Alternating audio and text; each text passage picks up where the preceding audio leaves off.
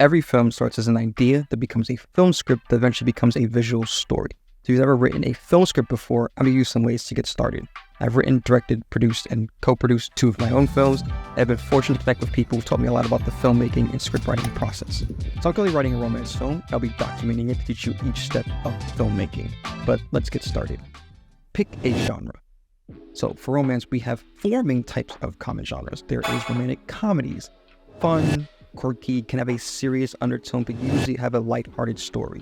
And a fair example I have is Eternal Sunshine of the Spotless Mind. Ever shop at Barnes & Noble? Sure. That's it! Yeah. I've seen you, man! Then you have historical romance. They focus on love in a certain time period and culture, and how love was conducted in that time. And Bridgerton is a really great example of this. Ourselves seated beside each other, Miss Bridgerton. I'd like to think you're happy about that. It would be better if you refrained from thinking about me at all. Then you have paranormal romances. This is between humans and non-human entities. Think like vampires, werewolves, ghosts, dragons, other types of creatures. Twilight is a well-known example of this type of story. And lastly, you have contemporary romances. These are focused on stories in modern times, in modern situations. Crazy Rich Asians is a very good example of a contemporary romance.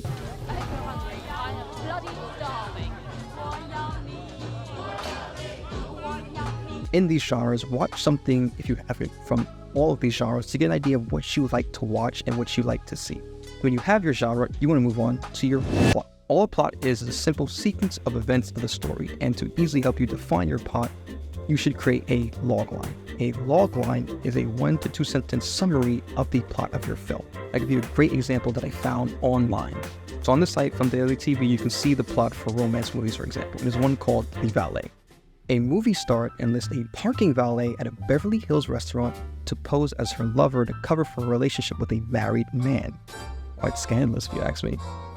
As you can see, we have she's a movie star. She is in Beverly Hills, so you know she's a probably famous actress. She's dealing with a parking valet, so someone who is a regular person, a regular job, so an average man. And she's posing as her lover to cover her relationship with a married man. So it could be adultery vibes, could be leaving the man for him. But it gives you some insight into the story, gives you who the main character is and what they possibly do, and you can start picturing how this story might go. Once you have your genre and you have your logline, or just a simple summary of your plot, you're going to move on to the themes, messages, and tone of your story. Now, a common theme in romance films is forbidden love. You see it in a lot of Disney movies, you see it in a lot of other types of stories, especially with rich girl meets average guy, rich guy meets average girl, nobility, classism. It just adds a bunch of drama. It brings in a bunch of people from different types of ways of life and faking to connect, and it's why forbidden love is so powerful as a story. It's why Romeo and Juliet is so famous as a love story. But it's not the only trope. You have unrequited love. There's platonic love. There's familial love. There are many ways to go into it for the theme of the film. You have that. You want to go on to your messaging. What is the message of the film people are trying to leave with? It could be love conquers all. It could be unrequited love is dangerous. It could be only fall in love with beauty, or you shouldn't only fall in love with kindness. Like, what do you want people to think about as they leave the movie? And lastly, you have the tone. I like to have a little scale here. We have lighthearted romantic comedy, and we have Shakespearean tragedy in my terms of like a romance story. So you're either going in between lighthearted and kind of a fun movie that can be serious, or you're going a very serious and dreary movie people are going to cry about at the end of it. To give you an example of a film I'm working on, the genre is contemporary romance, so it's focused on modern times. The theme is more about sacrificial love in which you give up to be in love. The message is that you prove your love in the darkest of times, not the happiest. And the tone leans more towards the heavy side. And my logline is, Wade plans to propose to his girlfriend Harmony in New York, but the secrets she's kept from him tear apart the relationship. As you can see, you know the characters' names, you know what they plan to do, and you know that Harmony has some secrets, so you know your interest is piqued in what's happening. It's a good example that I came up with, but everything could be better. Once you have all of this, you then move on to your characters. Now, characters are, in my opinion, one of the most important things in a story. They drive the narrative, they drive the plot, they add color to your themes and your messages and the tone of your story. The best way I found, because I didn't used to do this, but I learned very quickly to do this, is you have to get very detailed in defining what your character is. When I say that, here's an example from the film I'm working on. As you can see, I've defined their weaknesses, their needs, their moral needs, their desires, their job, personality. I'm actually going to add more to this for each character. And the reason I did this is because I didn't used to, and I learned very quickly that if you don't know how specific, if you don't know the ins and outs of your character, how they think, how they feel, what bothers them, what doesn't bother them, what they desire truthfully in the story, it's difficult to write them, to write their dialogue, to write their actions. You don't want to be guessing what your character is going to do. You should have a good idea of the type of person they are and what they eventually should or shouldn't do in a story. Think like your friends, your family, your partners, for example.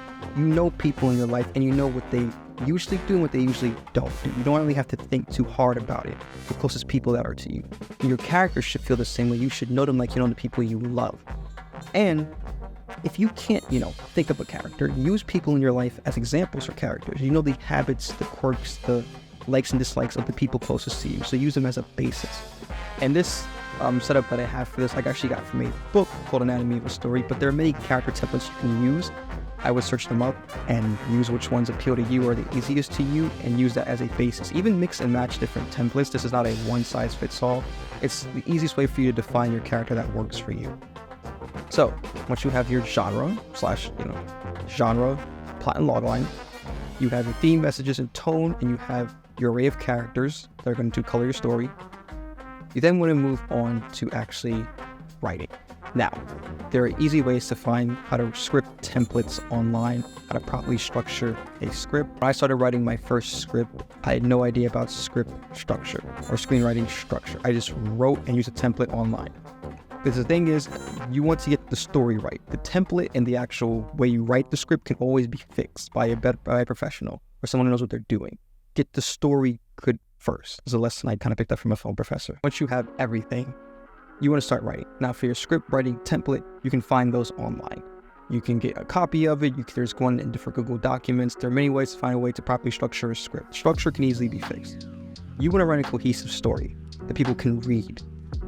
Just write out every idea you have for your plot. Don't try and edit it along the way. Don't try and make it perfect. It's going to suck. Think of it like a first draft of every essay you ever wrote in school. It's going to suck. You want to get all the ideas out on paper, then show it to people. Have them critique it. Show it to people who are filmmakers, people who write, or maybe even English major, people who read a lot. Even a film professor, if you have one near you, show it to them, get their advice and their critique, take all those notes, write it again, then show it to them again or show it to more people. You want a lot of eyes on it to give you advice of what makes sense or what's exciting in the story. Because as you write it, you won't know. Only outside people will see like, this doesn't make any sense, or, oh, I like this character, or what they said was really cool. Because it's kind of hard to see that while you're trying to think of ideas to make it better. And once you keep iterating it enough till it's good enough, then you can get people involved to help you film it. For my script, the film I just finished, I wrote it in 6 months. I showed it to somebody that I luckily met in NYC. And he helped me iterate it. We worked on this, he helped me iterate it over the course of a month. I took all his advice very seriously. And I wrote it to a point where he said, okay, I can start contacting people to help film this. We can start looking for actors. You have to get to a point where someone, not just someone, but yourself, where people want to invest in it and they're excited to make it. Because you don't always want to say hey, here's a story, let's make it. You want to say here's something I'm excited about. And when they read it, you should see the excitement and interest when they read it and they want to be a part of it. That's when you know you have something special. And that's really it. Just write, iterate, learn. It's just a bunch of practice to make a film script. But as long as you get your story and your characters right, all the other things can kind of take care of themselves with time and a lot of studying. But there's nothing better than seeing your film come to life. So go make a beautiful story.